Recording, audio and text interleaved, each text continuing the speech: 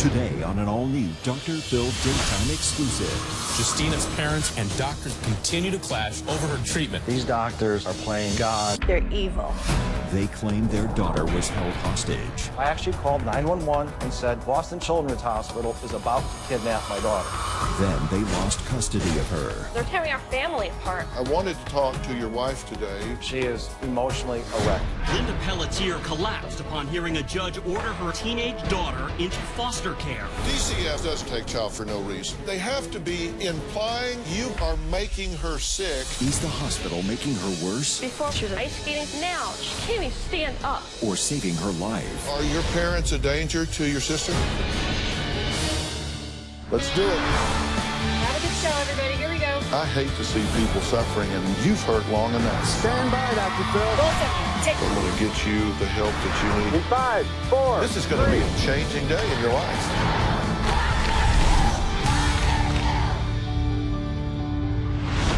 Hundreds of letters and phone calls have been pouring into our offices from viewers asking for my help with a 15-year-old girl who was caught in the middle of a custody tug-of-war between her parents and the state of Massachusetts. Now, here are some of the calls and emails we have received from viewers. Take a look. Have you seen the story about Justina Pelletier? I'm not sure who, other than you, could help this poor girl and her family. Hi, Dr. Phil. My name is Becky. Please, please, please do something and help this family because they need it. Parental rights are being stomped on all over in this case. Dr. Phil, my name is Renata. Parents have a right to choose their children's physician and to follow that physician's advice. Please, Dr. Phil, please help this family. I don't know of a stronger child advocate than you. This child needs a voice, and a loud one. Okay, so who is Justina Pelletier? Well, she is a 15-year-old girl who is currently caught in the middle of a year-long custody battle between her parents and Boston Children's Hospital after she was taken away from her mother and father, apparently over a disagreement about a diagnosis. 15-year-old Justina Pelletier's parents say their daughter suffers from mitochondrial disease, a controversial disorder that brings on chronic fatigue and severe digestive problems. Well, the state of Massachusetts took charge of Justina as her parents and doctors at Children's Hospital continue to clash over her diagnosis and treatment. Justina was diagnosed with mitochondrial disease by Tufts. The Pelletiers brought Justina into the Children's Hospital ER last February, where they say doctors quickly cast aside her diagnosis, instead concluding her problems were of psychiatric origin.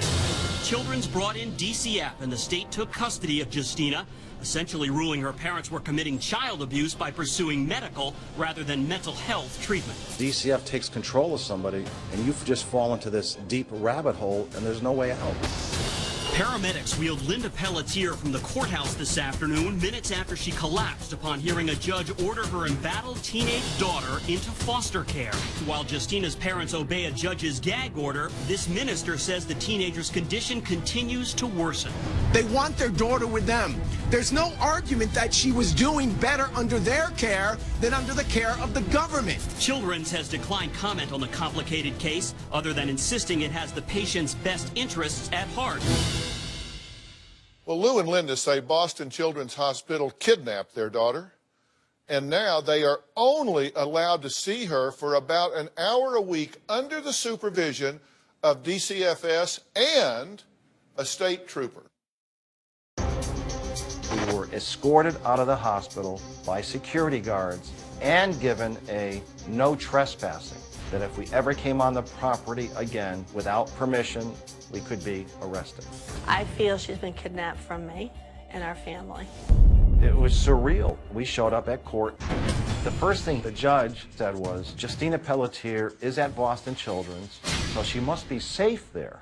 So for 2 months, we went through this horrific legal nightmare with the City of Boston and the Department of Children and Families. But despite the overwhelming evidence, the judge just said, Massachusetts Department of Children and Families has proved their case. That day in court was pure pandemonium. My wife was overcome with grief and literally passed out on the floor right outside the courtroom. DCF and Boston Children's Hospital are very mean people. They're evil. I do think that Boston Children's Hospital is trying to cover for the mistakes. Over the last 4 to 6 weeks, our visits have been literally like we're walking into a prison. We are only allowed to see Justina for 1 hour a week, and each visit is totally supervised. To get our daughter back, we tried everything under the sun. I went to the FBI, the Attorney General's, and the Health Department. Hardly any of them would talk to me. A gag order was placed. We could not speak to any media. For 2 months, I abided by that. It just came to a point where I felt I had no other alternative. If I didn't make the public aware of what was going on, I was sealing Justina's death sentence. I decided to break the gag order. I was not about to let this legal system cause the death of my daughter. I was willing to do whatever I needed to do to save my daughter's life. Well, Justina's parents say her health has been neglected since the government took custody of their 15-year-old Justina, and they fear that the damage being done is irreparable. Justina's health was fine. In fact, she did a number of figure skating shows. The child was healthy, thriving, and in 13 months, her health has gone to near death. There's no muscles left in her neck. Now she's in a wheelchair, paralyzed below the hips. Her legs are blown up like balloons. I definitely feel these doctors are playing God with my daughter. The fact that they are continuing to abuse her medically and psychologically, that Boston Children's is doing that, is mind-boggling. Okay, Lou, I'm glad you're here. Thank you. Because this needs to be talked about. Now, the gag order has been lifted. Yes, it has been lifted. All right, and you've chosen here to come and talk about this. Why here? Why now? If there was ever a person to talk about the abuse of psychological over medical, it's going to be Dr. Phil. Well, I'm glad that you did. Let me start with this. What happened the night that you were escorted from the hospital? What triggered you and your wife being escorted out of the hospital by security? Why did someone do that? We arrived at the hospital February 10th because we went to Boston Children's for one reason only. Her stomach doctor, one of the world expert leaders on GI motility, had left Tufts to go to Boston Children's. You went there to follow him there? Follow him. But when we got to the emergency room, and a young neurologist came along and said, what she has, there's no such thing as mitochondrial disease. And we're just going to try a new approach. So for the first couple of days, we said, sure, we're game. We'll try anything if it's going to help get her better. But Wednesday, February 13th, that's when the world changed. And they said, we're going to stop all our medications. We're not going to be doing any more diagnosing. We're not going to be speaking to any other doctors, including her Tufts doctors. And I said, time out. So the next day, February 14th, Valentine's Day, I went up there with my other daughter, who has mito, and we went to discharge her.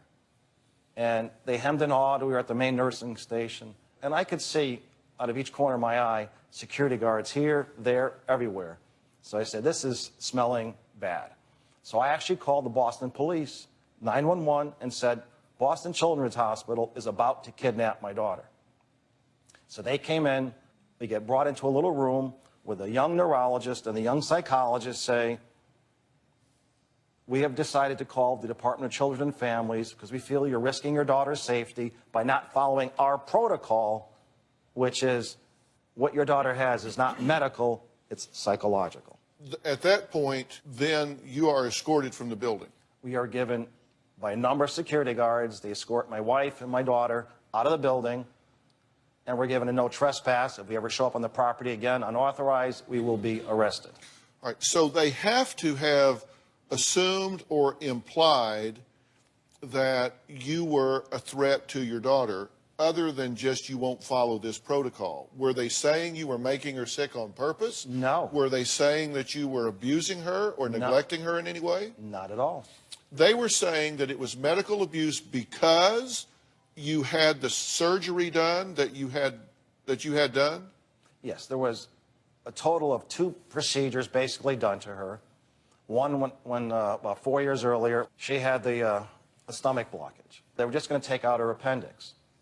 But when they went inside, there was 20 inches of cartilage wrapped around her colon and appendix, something called a congenital band. So they took it out, and we thought that was the end of her stomach problems. Okay. But their implication is that she really doesn't have anything wrong with her, so therefore you as her parents are having her cut open and operated on when there's nothing wrong with her. Everything was medically verified, and I always say insurance approved, because nothing would be done. Next, Justina's sisters also believe their sibling is being isolated and abused. We're going to meet them next. We'll be right back.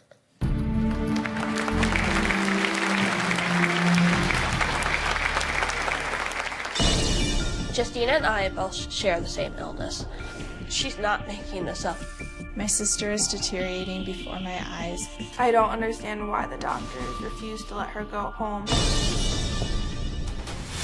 And later, you know as well as I do that it is good public policy for children to remain with their biological parents. Absolutely. That is good public policy. Yeah. But we also know that there are pathological family units. Tomorrow on Dr. Phil. They don't like their brother's fiancée. If Shannon shows her face at this house, I'm gonna knock her out. I'm not going to let just anybody marry my brother. You don't have to like me. You guys are so not ready to get married. She has an attitude with his family. None of us are invited to the wedding? And with the show. Everything that's been said is everything I already know. Well, maybe I'm just not smart enough to keep up with you. That's tomorrow.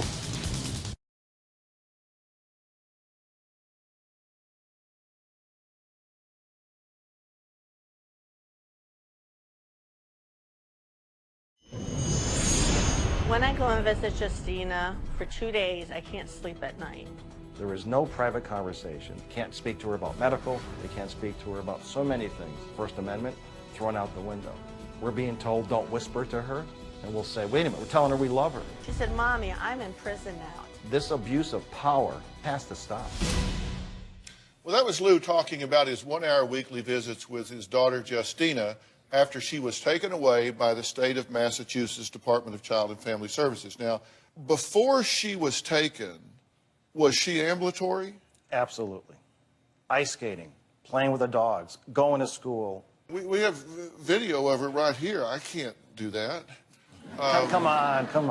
There's got to be a portion of the viewers right now saying, look, DCFS just doesn't come in and take child for no reason. They have to be saying words like Munchausen by proxy or enabling, or so they have to be implying, accusing, or insinuating that you guys are making her sick in some way. Massachusetts DCF does not have their own medical director. So who does Massachusetts DCF rely on? Boston Children's Hospital. They can just, as a mandated reporter, report to the DCF that somebody's violating their protocol, and once they take that child, there's not a damn thing you can do about it. Let me introduce Dr. Charles Sophie here. Dr. Sophie is the medical director for the Los Angeles Department of Child and Family Services. This is the largest DCFS in the country, correct? Yes. Do they not have to have an immediate danger to this child in order to take the child from the parent? Yes. They will identify either a real safety risk, like this happened and they can identify it, or there's a question mark about enough stuff that they can hold her for the 72 hours until they get the investigation done. Okay, and I don't see any of that here, is my point. Right. Where are your doctors not stepping up for you from Tufts? They're blocked out. Are they fighting for you, though, if they can? As much as they can, but they're all blocked. They're employees of the hospital. Yeah. All right, now, I want to take a look at this, get the sister's point of view. Here's what Lou's daughters, Jennifer, Jessica, and Julia say about Justina. Mitochondrial disease is 100% real. Justina and I both share the same illness. I was the one first diagnosed with it. It affects every part of your body. Hearing the doctors at Boston Children's Hospital say that mitochondrial disease is non-existent makes me so angry. They should not have power to take a child away because two hospitals disagree in a diagnosis. Get a second opinion if you don't believe what the other hospital said. My sister is deteriorating before my eyes. I know on one occasion, Justina was actually put into a walking harness device to force her to walk. She's fallen over. She's losing her hair. It's caused by stress. Because Boston Children's has taken Justina off her medicine, she looks horrible. If you see the before and after pictures of her, she looks nowhere near like she did before. This entire situation is beyond criminal. Well, Jennifer and Jessica are here today. Their other sister, Julia, could not attend. Okay, so y'all are adults. You live on your own, make your own decisions. You grew up in this household. Are your parents a danger to your sister? None whatsoever. I come from a loving family. We were all very supportive of each other, and this is just crazy. What do you think's going on here? They're tearing our family apart. I don't understand how this is still going on. Everything we've done has been medically proven, verified, doctor's orders, and it's disgusting. This needs to stop, and we need to get her home and get her the treatment she desperately needs. How's your sister doing now compared to when she was taken away? Before we took her, she was in ice skating shows, as you see. Now, she is paralyzed. She can't even stand up. Dr. Sophie, we have blood relatives that are adults. If you're saying that, okay, we can't give custody and allow the right of the parents to dictate medical care, then why not place her with a family member? Because they're using their power. But there's no real found evidence of any malpractice on your side of you medicating her, taking her medicines. There's no history of that. Did they interview you guys at all, DCFS? Mass DCF, and this is important, never came to our house. They never interviewed you and your wife? Never interviewed either of you two? Not even on the phone? No. I want to introduce Dr. Travis Stork. Dr. Stork is the host of the Emmy Award-winning television show, The Doctors. He's an emergency room physician, and he's joining us today to talk about mitochondrial disease. First off, is mitochondrial disease a real disease? Mitochondria truly are the power plant of every cell in your body except for your red blood cells. So you take the food you eat and the oxygen you breathe in, and the mitochondria make the energy that your cell uses to do whatever it has to do. Because if you think about it, mitochondria are in every major organ. So you can have neurologic problems, you can have gastrointestinal problems, you can have muscle weakness, and some people severe even paralysis. It can affect virtually every system in your body, and that's why it is so confusing. That's why there can be disagreement amongst medical experts. Now, you filed a writ of habeas corpus to get her released, right? Last summer. The psychologist testified that she has this somatoform disorder, correct? Yes. A neurologist from Children's Hospital testified that, no, she had conversion disorder. Yes. So they're disagreeing with themselves? Absolutely. Would either of those constitute hospitalization ordinarily? No. The psychologist, who I've not met, so I have no opinion about her competencies whatsoever, is she doing a research program on somatoform disorder? She has written 4 papers that we know of on somatoform research, including one paper that said 50% of all pediatric patients have somatoform. I've always said, no matter how flat you make a pancake, it's got 2 sides. So I'm sure there is another side to this story that they would tell. Next, we're going to meet the director of the Christian Defense Coalition and find out why he says Justina is being treated like a piece of property. We'll be right back.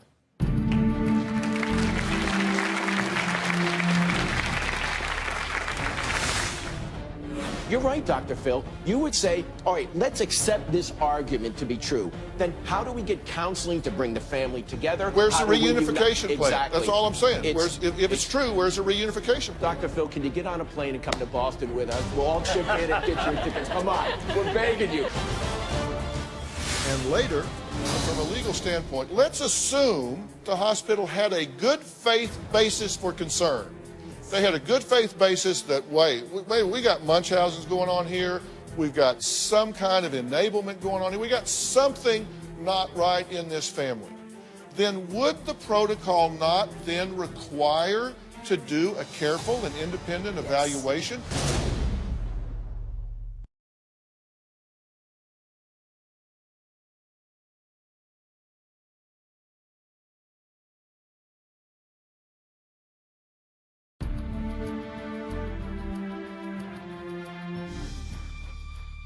We're talking about a family's plight that is currently gripping the headlines. Lou says his 15-year-old daughter, Justina Pelletier's health is hanging by a thread. Now, the director of the Christian Defense Coalition, Reverend Patrick Mahoney, was in the courtroom when Justina Pelletier's mother, Linda, fainted. He says he caught her before she was eventually placed on a stretcher and taken to the hospital. Here's his connection to this story. For 13 months, the Pelletiers have been living a nightmare. Their loving daughter ripped from them.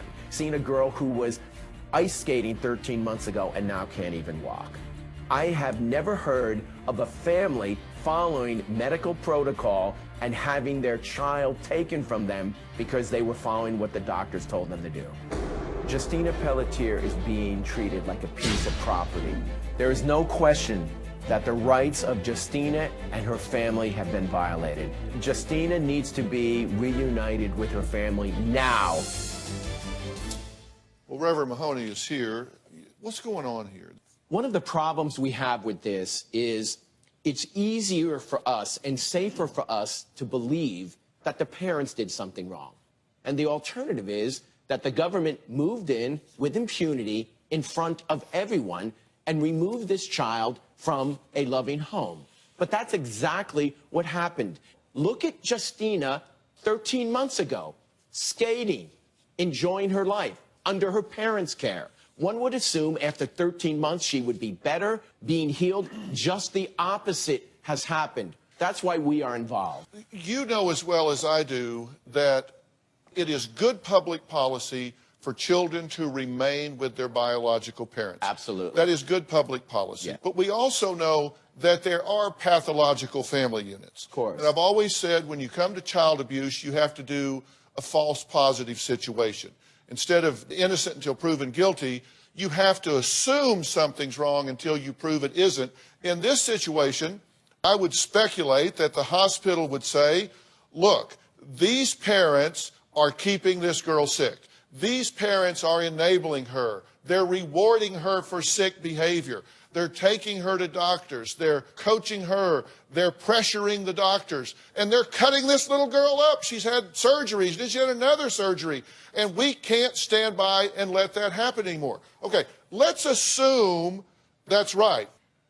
Then wouldn't there be an investigation? Wouldn't there be a finding of fact and a finding of law? Would they have not, Dr. Sophie, had to interview the parents and the family members, collaterals to the situation, to determine whether or not someone, after a 25-minute interview, had made a right decision? Absolutely. They should have called Connecticut DCFS to go investigate your home. Let's assume, for argument's sake, that they are correct. Then wouldn't they intervene, require therapy, do something to prepare this family for reunification? You're right, Dr. Phil. You would say, all right, let's accept this argument to be true. Then how do we get counseling to bring the family together? Where's the reunification plan? Exactly. That's all I'm saying. If it's true, where's the reunification plan? Dr. Phil, can you get on a plane and come to Boston with us? We'll all chip in and get you a ticket. Come on. We're begging you. Well, look, we've been talking about how Lou and his family accused Boston Children's Hospital of abuse and power. We're going to hear what they do have to say about that next. We're also going to hear from a child advocate that you think I'm passionate? Wait till you meet her. We'll be right back.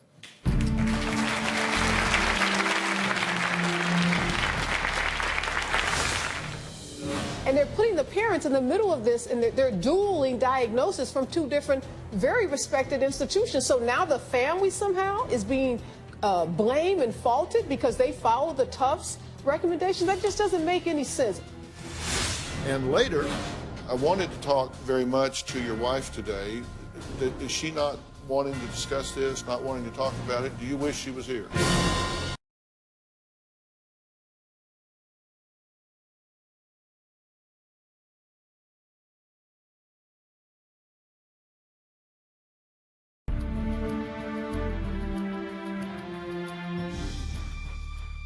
Jennifer and Jessica say Massachusetts state doctors continue to torture their 15-year-old sister Justina and neglect her medical care to the point where her body is completely deteriorating. Now, there have been a lot of words used here like torture and kidnapping and all of that, and you know, I would probably be saying the same thing if I had 13 months of frustration. I have a hard time imagining that trained professionals that save lives every day have some evil intent. Now, we do have a statement from Boston Children's Hospital. We reached out to them.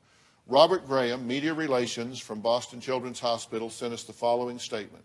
We are pleased with the progress our patient Justina Pelletier made when she was at Boston Children's and with her continued progress.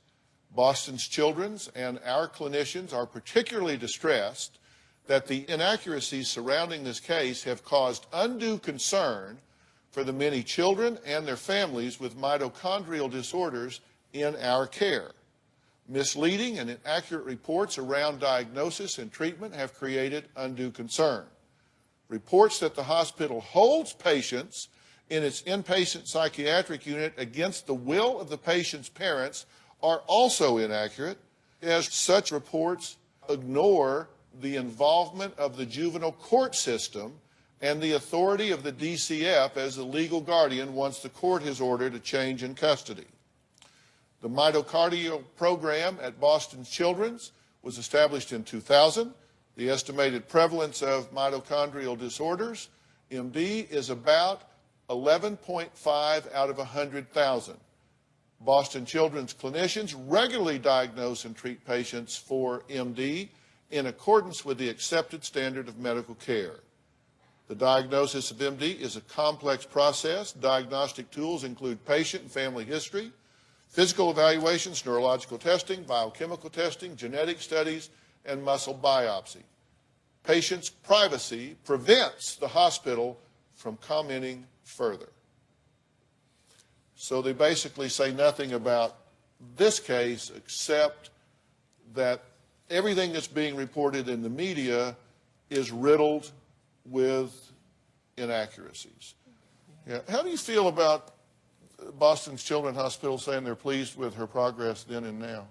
That's disgusting. It is beyond disgusting. You see the pictures.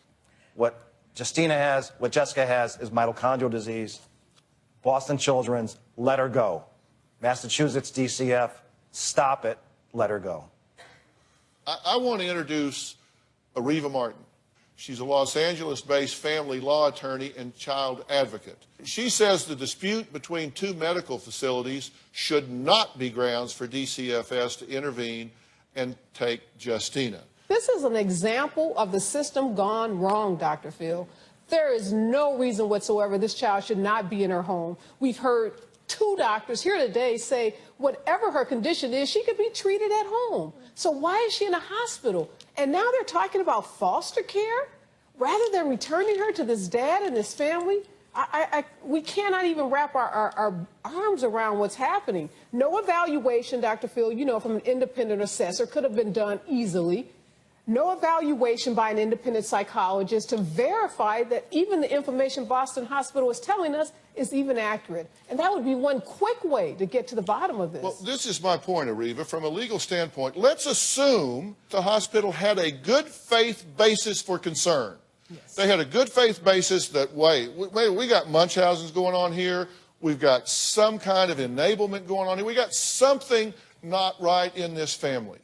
Then would the protocol not then require to do a careful and independent evaluation, do a deep dive on medical records, find out if this child is over-medicalized, do a deep dive and find out if there's a psychiatric history here, do a deep dive and find out if in fact there are dangers within the home, and then intervene to change those in a reunification plan for this family? Absolutely, Dr. Phil. And they're putting the parents in the middle of this, and they're dueling diagnosis from two different, very respected institutions. So now the family somehow is being blamed and faulted because they followed the Tufts recommendations. That just doesn't make any sense. All right, well, let's take a quick break. When we come back, I want to talk about why Justina's mother, Linda, has not been comfortable, has talking to the media when Lou, in fact, has been so vocal. We'll be right back.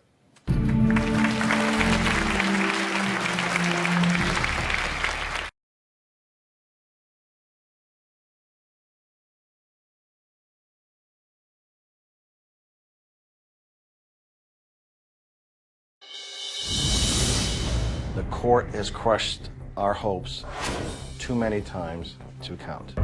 They have never tried to unite our family back together. I have asked numerous times. They said, we're not ready. I said, how do you know if we're ready or not? You guys don't even know me. You've never met us. To have a judge play with your emotions like a yo-yo, giving us a false sense of hope that we might be able to get our daughter back, to just pull it back has pushed us to the emotional brink. Well, we're talking to Lou, who is currently in a custody tug-of-war with the state of Massachusetts over his 15-year-old daughter, Justina. He and his wife, Linda, and other daughters, Jessica, Jennifer, and Julia, all claim and agree that Justina has mitochondrial disease. But Boston's Children's Hospital claims that Lou and Linda committed medical child abuse after they determined Justina's issues were psychosomatic. The judge intervened and awarded the state custody of Justina. And the fight has been going on for now 13 months. February 14th of last year. I wanted to talk very much to your wife today. Is she not wanting to discuss this, not wanting to talk about it? Do you wish she was here? I wish she was here. She is emotionally a wreck. You all saw the video of her passing out. She is at her brink. And to watch her own child be tortured physically and mentally, to have a court system play tiddlywinks with her life, it's been too much for her to handle. As I've said, in fairness, we do not have someone here from Boston Children's Hospital. They say, and I do understand this to a degree, that because this is a minor, that they're unable to talk about what's going on and what the thinking is and what their care is in treating Justina. I'm sure they have a different point of view here. I've tried to articulate it, but my point has been, even if you said for argument's sake that every consideration that they have, every warning sign that said this child is in jeopardy in the hands of these parents, that they would be duty-bound, Dr. Sophie Arriva, to do an investigation. Absolutely. And you're saying here on public television, public record, you're saying you have not been interviewed by these people. They did not call you. They've not done a home study. They didn't interview you. Didn't interview your wife. Didn't interview you. Didn't interview you. My wife has actually asked them over for dinner, for crying out loud. We also reached out to the Massachusetts Department of Child and Family Services several times. They have not returned any of our calls, which, again, is not a real surprise because they are dealing with minors here, and it's very difficult for them under legislative mandate to be able to talk about this publicly, but you could certainly do it in chambers with the judge. You could do it to an ad litem. You could there's a lot of things that could go on, and maybe some of that is going to start happening. But we certainly wish you the best, Lou. I'm glad you came here and talked about this. God bless you. Thank you so much.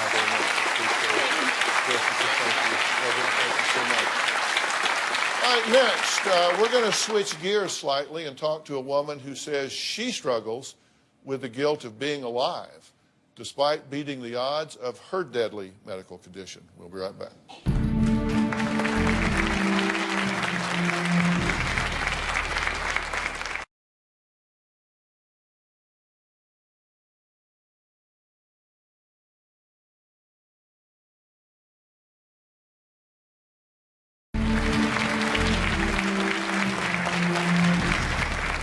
Holly says she was living a healthy life as wife and mother to 3 sons when she was hit with some devastating news. I'm a fitness instructor. I never imagined that I would get breast cancer. I was diagnosed in 2009. It had been growing for a while. I did not know of any breast cancer in my family history.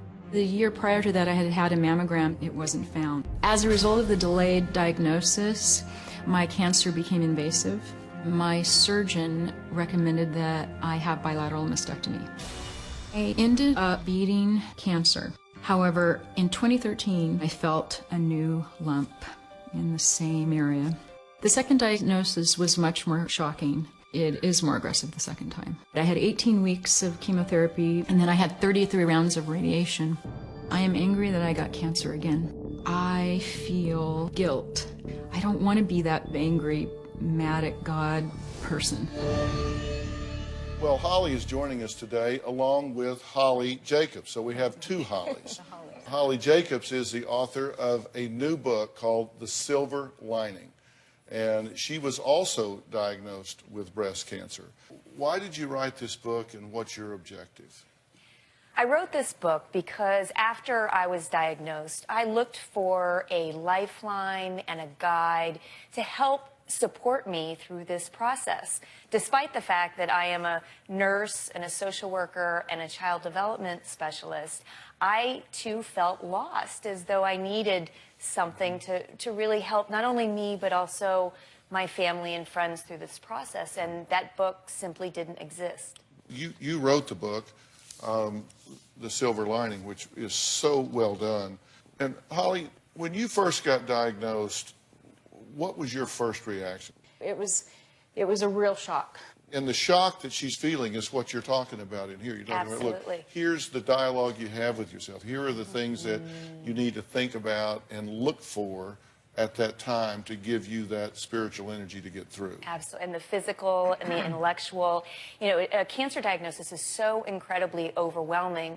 It was overwhelming for me even as a clinician, but moving from the side of the hospital bed into the bed gave me a whole new perspective on the patient experience. And so I firsthand felt all of the feelings of being overwhelmed and confused. And I realized that there was no place, no book, no guide to really just bring everything down into accessible, relatable information that people could use. But you had a second diagnosis. Yes. Right? This came because the first time there were certain organs affected. Second time you went back, and this time took all the lymph nodes, right? Yes. Okay, now you talked about anger and guilt at that point, which people, I can understand the anger. The guilt is something that you don't, well, you see coming, but that's why she wrote the book. But talk about the guilt. Well, the first time I was diagnosed, I just had such a great attitude. And I just felt like, I'm going to fight this. I'm going to help other women. I wanted to be a very positive example to my sons. That was so important to me. But when I was diagnosed in 2013, it was just so different. I was really angry. And that anger really made me feel guilty because I'm alive. And I didn't feel that I had the right to be angry.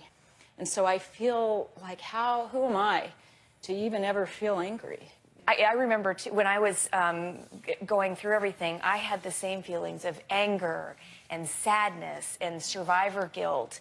And the first thing that I did was normalize those feelings, sort of accept them. Yes, I'm really angry. Yes, I'm really sad. I feel really sorry for myself. Process those, because unfortunately, if we don't process them, they're going to come up eventually. And so to go through that pain of processing emotions gets you to the other side. Look, a copy of Holly Jacobs' book, The Silver Lining, is in bookstores tomorrow. And by the way, everybody in the audience is getting a copy of this book, okay? And Holly, thanks for joining us. We'll be right back.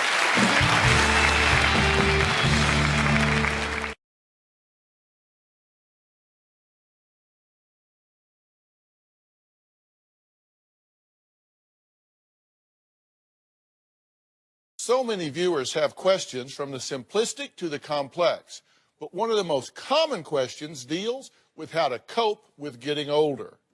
Now, Dani just turned 50 and wrote to me saying her sun-worshiping days, well, they've caught up with her. They say that 50 is a new 30, but let's face it, if you're a woman, particularly in certain parts of the country, 50 is the new 90. My My greatest fear is that my skin and my face are going to go into some sort of free fall and that there won't be anything that I can do to stop that process. I was a sun goddess back in the day before people started talking about UVA and UVB and sun damage. Didn't know about the word sunscreen. In fact, I wanted to accelerate the process with baby oil. Now I see the results of that when I look in the mirror. I see an older face looking back at me. I'd like to be able to preserve what I've got, minimize some of the damage, and to prevent further damage. Dr. Phil, can you help me ease into my new decade? So I sent Dani to meet beauty expert Jamie Krell to learn about a skincare product from Boots No. 7 that could help her out. Here's how it went. Hi, Dani. Hi. It is so nice to meet you. I want to start off first and foremost and get right into it and hear from you what you're experiencing with your skin. Okay, well, I just turned 50. It's a pretty big milestone for me, and looking in the mirror, I see myself and my skin just isn't what it used to be. And I feel that I'm struggling to embrace it. Well, you are not alone. There are millions of women all over the world who are experiencing the exact same thing. But I think I have something for you that is really going to help. Before I show you, though, I want you to show me the areas that are of most concern for you. Well, I got these lines here in the middle of my forehead that don't go away. I have these deepening crow's feet here, and then lines under my eyes. I've got the side of this nose line stuff going on, and then I have this discoloration on the sides of my cheeks. Well, I have a product. I think it's really going to help change your skin. I want to show it to you. It's from Boots No. 7. It's called their Protect and Perfect Intense Serum. It really works. Great. This is actually clinically proven to diminish the appearance of those deep lines and wrinkles in just 4 weeks. When Good Housekeeping actually launched their first ever anti-aging beauty awards, this product won Best Serum and it earned the Good Housekeeping seal of approval. Now I want to show you how easy and simple this is to use. All you're going to do is put a little pea-sized amount right in between your fingertips, and this is after your normal usual cleansing. Morning and evening, and you're just going to do upward strokes onto your face. Make sure forehead, nose, cheeks, chin, and go down to your neck. Don't forget your neck either. And I love this because it's so easy and accessible to get. It's right at Target, and the best part, it is $24.99. Well, Dani, I want to wish you a very happy birthday. Thank you. Boots No. 7 wants to supply you with a year's worth of skincare and cosmetics. That's great. Thank you. I hope Dani enjoys the new chapter in her life and embraces her 50s. And to keep in the celebration, you're all going home with the same product from Boots. For more information, visit drphil.com for a special exclusive offer from Boots. Thank you, Jamie, and Boots No. 7. Well, I want to thank all of our guests today, and a special thanks to family law attorney and child advocate Ariva Martin. Ariva, thank you. This is just right up your alley. And this is just what she does. Also, special thanks to Dr. Charles Sophie, medical director for the Los Angeles Department of Children and Family Services, co-host of the award-winning television show The Doctors, and emergency medicine physician Dr. Travis Stork. Thanks, Travis. And also thanks to the author of Silver Lining, Holly Jacobs. And a special thanks to our medical team at Doctor On Demand for assisting some of my team in preparation for the show. And if you at home want to have your own Doctor On Demand, Jay and I have created an app for that. You can go to Google Play or the App Store and download the Doctor On Demand app. And then on your smartphone, you can be face-to-face with a board-certified physician. We'll see you next time. Thanks so much.